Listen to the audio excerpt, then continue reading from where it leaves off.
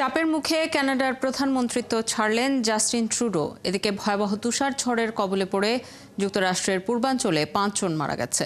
অন্যদিকে তিব্বতে 7.1 মাত্রার ভূমিকম্পে মৃত্যু হয়েছে অন্তত 53 জনের।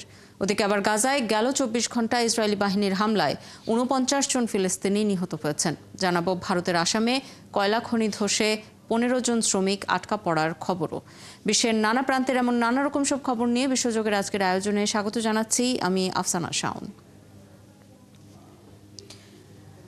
অবশেষে চাপের মুখে কানাডার প্রধানমন্ত্রীর পদ থেকে পদত্যাগের ঘোষণা দিয়েছেন জাস্টিন ট্রুডো। এক সংবাদ সম্মেলনে এই ঘোষণা দেন তিনি। দলটির নতুন নেতা নির্বাচন না হওয়া পর্যন্ত তিনি প্রধানমন্ত্রী হিসেবেই থাকবেন। কিন্তু কিভাবে একজন জনপ্রিয় রাজনীতিবিদ এমন সংকটে পড়লেন? ট্রুডোর জনপ্রিয়তা কেন এত নিম্নমুখী হলো? বিস্তারিত মনিরুজ্জামান বাবুর রিপোর্টে। প্রায় 1 দশক দায়িত্ব পালন করেছেন কানাডার প্রধানমন্ত্রী জাস্টিন ট্রুডো। দেশে ও আন্তর্জাতিক রাজনৈতিক অঙ্গনে জনপ্রিয়তার শীর্ষে ছিলেন তিনি। কিন্তু নানামুখী চাপে তিনি মেয়াদ শেষ না করে ক্ষমতাসীন দলের নেতা ও প্রধানমন্ত্রীর দায়িত্ব থেকে পদত্যাগের ঘোষণা দিয়েছেন। দলের অভ্যন্তরে ক্রমবর্ধমান অসন্তোষের মুখে এই সিদ্ধান্ত নিয়েছেন বলে জানিয়েছেন ট্রুডো। পরবর্তী নির্বাচনে সত্যিকারের পছন্দের কাউকেই চায় দেশ। কয়েক মাস ধরে বাধার কারণে পার্লামেন্ট পুরোপুরি অচল হয়ে আছে। এখন নতুন করে শুরু করার সময়। কিন্তু নানা কারণে তার জনপ্রিয়তার পারদ ক্রমেই হয়েছিল নিম্নমুখী। এর মাঝে অন্যতম ছিল মুদ্রাস্ফীতি।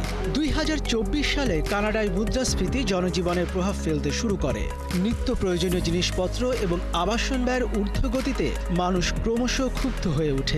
ট্রুডোর সরকার এই সংকট মোকাবিলায় কার্যকর কোনো পদক্ষেপ নিতে ব্যর্থ হওয়ায় ভোটারদের মধ্যে অসন্তোষ বাড়তে থাকে। পরিবেশ সুরক্ষা নিয়ে ট্রুডোর লিবারেল পার্টি ব্যাপক সমালোচনার মুখে পড়ে। জলবায়ু সংকট মোকাবিলার ক্ষেত্রে কার্যকর পদক্ষেপ নিতে ব্যর্থ হওয়ার অভিযোগ ওঠে। এছাড়া ফেডারেল বাজেট প্রস্তাব তার নিজ দল এবং বিরোধী পক্ষ উভয়ের কাছ থেকেই সমালোচিত হয়। এটি ট্রুডোকে জনগণের সঙ্গে সম্পর্কহীন একজন নেতা হিসেবে চিত্রিত করেছে। এর মাঝে যুক্তরাষ্ট্রের সাথে কানাডার সম্পর্ক খারাপ হতে থাকে। নবনির্বাচিত মার্কিন প্রেসিডেন্ট ডোনাল্ড ট্রাম্প ঘোষণা করেন মেক্সিকো ও কানাডা থেকে আমদানিকৃত সব পণ্যের উপর 25% শুল্ক আরোপ করবেন।